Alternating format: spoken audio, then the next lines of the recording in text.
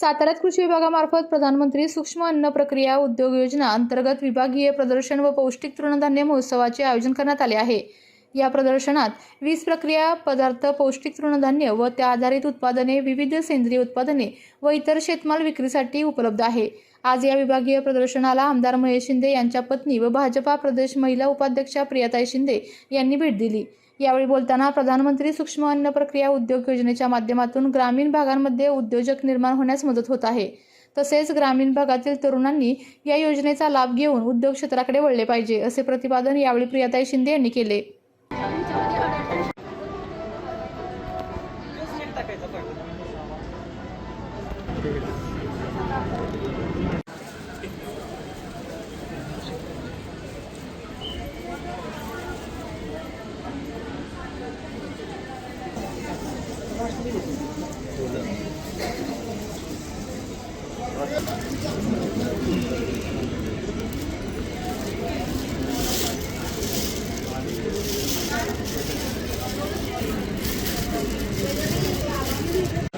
म्हणजे आता 5 दिवसाचं गणपती गेलं, वर्ष झालं म्हणून 2 गट मोडलं। मला लिहिता वाचता येत असेल का? 4 गट माझ्याकडे होतं, 2 गट मोडून टाकलं। पंचायत समितीच्या औदुंबर साहेबांवर भांडली, तुम्हाला गेल्या वर्षी दिला होता ना, मग तिथला द्या की, ते सेल झालाच नाही, आता काय करायचं? आता हे कृषी खात्याचा मला फ्री असेल ना तर मी तुमच्या माहिती करता सांगते, फार मंत्रालयापर्यंत यशवंतराव चव्हाणला गेली, मंत्रालय सेंटरला तिथपर्यंत मी म्हणजे कृषी खात्याच्या माध्यमातून फ्री असेल। आपल्याला शेतकऱ्याला मॅडमला सोपतंय का शेतकऱ्याला 15-20 हजार भरायला? आता मागील 2 दिवसापासून हा तृणधान्य महोत्सव जो आहे कृषी विभागाचा सुरू आहे, लोकांचा पण प्रतिसाद आहे, काय सांगाल या महोत्सवाविषयी?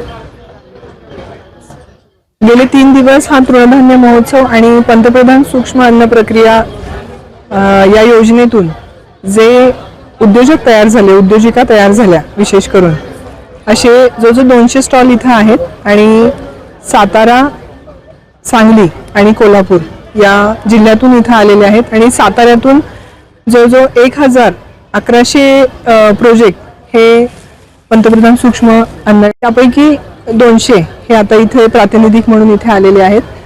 तर महिला सक्षमीकरणाचं हे खूप चांगलं मोठं पाऊल आहे आणि कृषी विभागाकडून विशेषतः माल केव्हा विकला जातो, जेव्हा त्याचं पॅकेजिंग चांगलं होतं, तर याचं पूर्ण शास्त्रीय ट्रेनिंग इथे दिलं जातं, पॅकिंग आणि मार्केटिंगचं, आणि 35% सबसिडी आहे। त्यामुळे फक्त महिलाच नाही तर सुशिक्षित बेकार जे तरुण आहेत त्यांनी पण याचा फायदा घेतलेला आहे आणि अत्यंत सुंदर प्रकारे ही कुटुंब उभी राहिलेली आहेत। काल तर आपण बघितलं की सुभाष बोबडे हा एक खराब वारंवार आजारी पडत होता, तर त्यांनी आपल्या गावी गेला तो आणि या PM पंतप्रधान सूक्ष्म अन्न प्रक्रिया या योजनेचा फायदा घेऊन आता त्याचा इतका मोठा उद्योग सुरू झालेला आहे की त्यानं स्वतःच्या आरोग्याची काळजी तर घेतलीच, पण त्याबरोबर समाजाच्या आरोग्याची काळजी घेतली।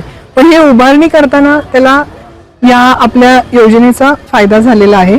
तर असेच अनेक महिला आणि अनेक तरुण उद्योजक हे या माध्यमातून उभे राहिलेले आहेत आणि त्यांना पुढे हा एक विशेष योजना अशी होती की खरेदी आणि विक्रेता यांचं हे संमेलन होतं।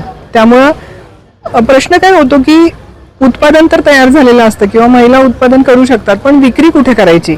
तर ह्याचा हा उत्तम समन्वय इथं साधला गेलेला आहे आणि खरेदीदारांकडून पण आपल्याला डिमांड्स येतील आणि त्या आपण विक्रेत्यांकडून जे डिमांड्स येतील त्या खरेदीदारांपर्यंत आपण देऊ शकतोय। त्यामुळं खूप सुंदर प्रतिसाद आणि विशेषतः मी आपले कृषी अधीक्षक भाग्यश्री फरांदे मॅडम यांचं विशेष कौतुक करेन की या सगळ्या लोकांना त्यांनी एका मंचावर आणलं आणि एक उत्तम मार्गदर्शन हे इथं सगळ्यांना झालेलं आहे। अत्यंत प्रेरणादायी असं हे तृणधान्य महोत्सव झालेला आहे। धन्यवाद। आजी, खरं तर आज ह्या तृणधान्य महोत्सव आहे, ह्या महोत्सवाचं काय वेगळंपण आहे? या महोत्सवात आता सध्या तुम्ही स्टॉलमध्ये काही वस्तू विक्रीस ठेवलेल्या आहेत, नेमकं काय सांगाल याविषयी? वस्तूंच्या विषयी काय सांगाल? काय काय या ठिकाणी उपलब्ध होतं लोकांसाठी? सर्वप्रथमतः नमस्कार, माझं नाव आहे सोनाबाई सखाराम दळवी। राहणार माते खुर्द, तालुका जावली, जिल्हा सातारा. वसुंधरा गटाच्या माध्यमातून मी स्टॉलला वैशिष्ट्य कृषी खात्याच्या स्टॉलचं एवढंच आहे की कृषी खातं जे आहे ते आम्हाला फ्रीमध्ये स्टॉल उपलब्ध करून देतात आणि फ्री असूनच्या असून सेल पण चांगला होतो. आणि आम्ही शेतकरी म्हणल्यानंतर काही स्टॉल लागते तर झेडपीला उमेदचं असते तर काय असं कोणी भरावते तर ते 15-20 हजार रुपये भरून आपल्याकडं आहेत का शेतकऱ्याकडे एवढं नाही. मग असं कृषी खात्याच्या माध्यमातून कुठे बी मी कृषी खात्याच्या माध्यमातून तुम्हाला सांगायचं म्हटलं तर पर मी मंत्रालयापर्यंत गेली स्टॉलला, पण कृषी खात्याच्या माध्यमातून मी आज 80% माझ्या गावात महिलांची 7-12ला नावं जोडली ते म्हणून महिलांचा गट मी उपलब्ध केला आहे आणि कृषी खात्याला नाव जोडलेलं आहे. नेमक्या वस्तू काय काय आपण विक्रीस ठेवतो आपण ह्यामध्ये? मी हे बघा, हे पापड येतं तांदळाचे, हे पापड येतं नाचणीचे, ही स्ट्रॉबेरी माझ्या शेतातली 3 वावरांना लावले. आणि हे मेन म्हणजे हे मी नाचणीचे लाडू बनवले ते तुपात, गाईच्या तुपात. हे गाईचं तूप आहे, हे नाचणीचं पीठ आहे आणि ही अनारशी बनवून आणली ते. ह्याला सेल चांगला मार्केटिंग आहे कारण माणूस खायचीच वस्तू घेते ना. आणि ही कढीपत्ता पावडर आहे आणि ही मोरिंगा पावडर आहे. ही गुडघ्याला, कमरेला, हाडांना मजबूती करते ही मोरिंगा पावडर. आणि मेन म्हणजे हे बघा, हे बी बियाणं आहे. हे बी बियाणं जे आहे का नाही, हे माणसाला पुढं उपलब्ध व्हावं लावायला, हे बियाणं मी स्टॉलला घेऊन येत असते. आणि मेन म्हणजे तांदूळ, इंद्रायणी तांदूळ, बासमती तांदूळ, नाचणी, हे सर्व प्रोडक्ट माझं असतं प्रत्येक स्टॉलला. माझे कृषी खात्याचे साहेब कराडपासून बघा, कृषी खात्याचे साहेब म्हणा कुणीही म्हणा तर ती घेऊन जातात. कराडपासून माझ्या घरी येते तर तांदळाला. कसं आहे, ह्या वयात आपल्याकडे दुसऱ्यानं बोट दाखवलेलं आवडत नाही. माझा ओरिजिनल तांदूळ आणि ओरिजिनल पैसे, डुप्लिकेट तांदूळ माझ्याकडे मिळणार नाही.